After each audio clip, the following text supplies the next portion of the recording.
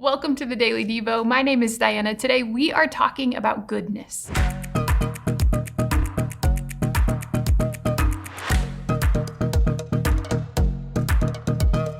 Today we are going to look at goodness from the fruit of the Spirit verse in Galatians 5:22. Goodness. Many of us like to receive goodness. We like to experience goodness.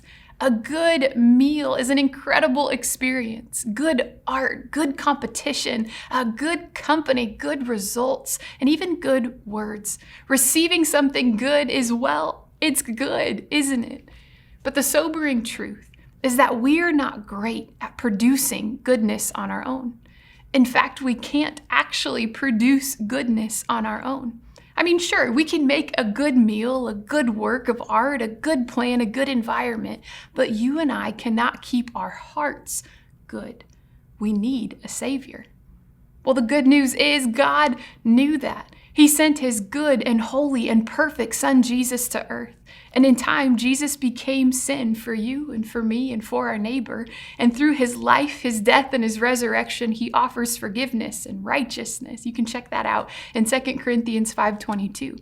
But today, remember, God is good. Jesus extends his goodness to you.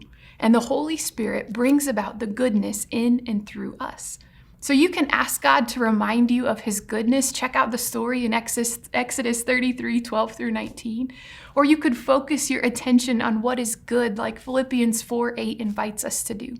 So let the goodness in your day, no matter how big or small it is, notice it. Notice the good moments. Slow down to savor a good meal, a good view, a good conversation, a good blessing. And as you remember those, let them remind you of the greatest good gift that Jesus is offering to you and to your neighbor today.